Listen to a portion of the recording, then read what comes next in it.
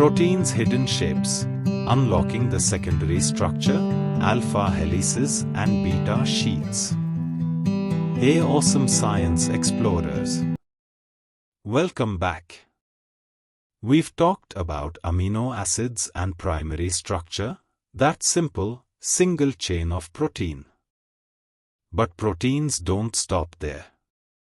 They're like molecular origami masters. Today, we are diving into the secondary structure of protein, the amazing local folds that make these molecules functional. Get ready for alpha-helices and beta-pleated sheets. Secondary structure refers to local folded structures that form within a polypeptide chain. Think of it as a localized pattern within the long string. These structures aren't random. They're driven by the backbone of the protein, specifically, the atoms within the peptide link itself. Remember the peptide bond?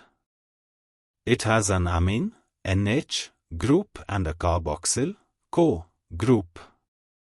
The hydrogen bonds that form between these groups along the backbone are the glue holding the secondary structure together. These recurring, regular folds result in two main patterns. The alpha helix. First up is the alpha helix. This is one of the most common and coolest ways a polypeptide can fold. Imagine a spiral staircase. That's essentially what an alpha helix looks like. The polypeptide chain twists into a right-handed screw. The key to its stability? Hydrogen bonding. The NH group of one amino acid residue forms a hydrogen bond with the CO group of an amino acid residue 4 positions away in the adjacent turn of the helix. It's a regular, predictable pattern that locks the spiral into place. This structure allows the backbone to form all possible hydrogen bonds internally, making it highly stable.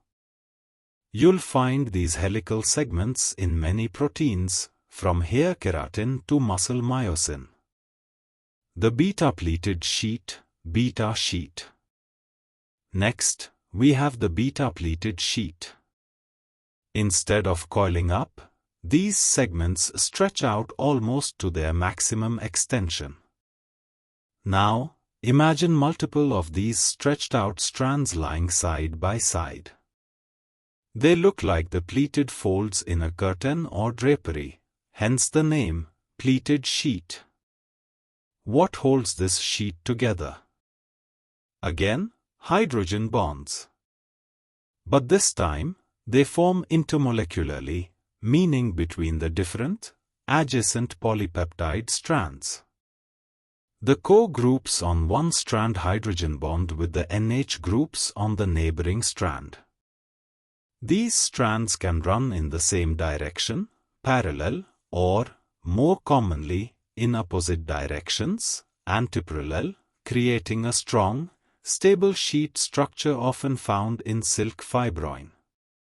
So, secondary structure is all about the local, repeating folds of the polypeptide backbone, stabilized by hydrogen bonds between the NH and CO groups.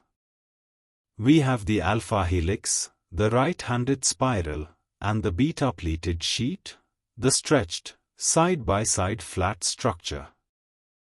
Keep in mind, a single protein can, and usually does, have segments of both alpha helices and beta sheets, along with some simpler loops. These local folds are the building blocks. Understanding secondary structure is crucial because it dictates how the entire protein will eventually fold. In our next video, we'll see how these secondary structures interact to form the full 3D shape, the tertiary structure. If you found this helpful, hit that like button and subscribe for more molecular magic. Let me know in the comments, what's your favorite protein shape? See you next time.